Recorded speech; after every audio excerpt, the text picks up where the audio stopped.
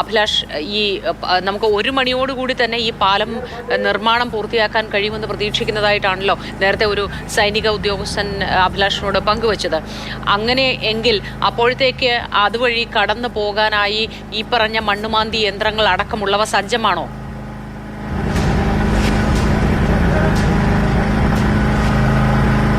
തീർച്ചയായും മോദി, മണ്ണുമാന്തി യന്ത്രങ്ങൾ കേരളത്തിന്റെ വിവിധ ഭാഗങ്ങളിൽ നിന്നെത്തിയവ സൈന്യത്തിന്റെ ഏറ്റവും അത്യന്താധുനികമായ വാഹനങ്ങൾ. ഇവ തയ്യാറാണ്. അവ ചിലവ ഇന്നലെ പുഴ കടന്ന് അപ്പുറേ പോയിട്ടുമുണ്ട്.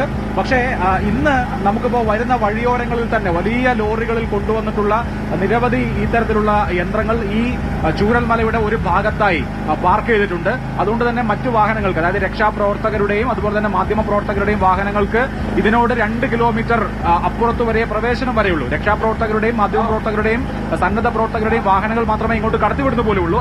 അത് തന്നെ 2 കിലോമീറ്റർ ദൂരം വരെ വരികയുള്ളൂ, അല്ലെങ്കിൽ 2 കിലോമീറ്റർ ദൂരം പിന്നീട് നടന്നു വരണം. അത്തരത്തിലുള്ള വാഹനങ്ങളെല്ലാം, മണ്ണുമാന്തി യന്ത്രങ്ങളെല്ലാം തയ്യാറാണ്. ചില JCBകൾ ഇതിനപ്പുറത്ത് തന്നെയുണ്ട്, അതായത് ഈ ബെയിലി പാലത്തിന്റെ അക്കരെ തന്നെ ഉണ്ട്. ഇന്നലെ വെള്ളം കുറഞ്ഞ ഒരു ഘട്ടത്തിൽ ചില വാഹനങ്ങൾ അപ്പുറത്തേക്ക് എത്തിക്കാൻ കഴിഞ്ഞിരിക്കുന്നു.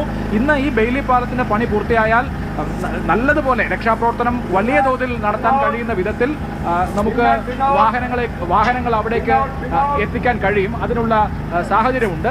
ഇപ്പോൾ നമ്മൾ ഈ കാണുന്നത്, ഇപ്പോൾ ഞാൻ കൈ ചൂണ്ടുന്നിടത്ത് കാണുന്നത് ബെയിലി പാലമാണ്. ഈ ബെയിലി പാലത്തിന്റെ നിർമ്മാണം ഇപ്പോൾ പുരോഗമിച്ചുകൊണ്ടിരിക്കുകയാണ്. ഇത് 1 മണിയോടുകൂടി പൂർത്തീകരിക്കുന്നതിന്റെ മുറയ്ക്ക് കൂടുതൽ വാഹനങ്ങൾ മുണ്ടക്കൈയിലേക്ക് എത്തിക്കാൻ കഴിയും.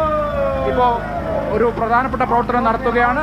വീണ്ടും കമാൻഡ്, ഒരു ചെറിയ ഫുഡ് ബ്രേക്ക് ഉണ്ടായിരുന്നു. ആ ബ്രേക്കിന് ശേഷം വളരെ കാര്യക്ഷമമായി സൈനികർ പ്രവർത്തിക്കുകയാണ്. ബെയിലി പാലം പൂർത്തിയാക്കുന്നതിന്റെ ഭാഗമായി റെയിലുകൾ അക്കരെ മറുകരയിലേക്ക് എത്തിക്കണം.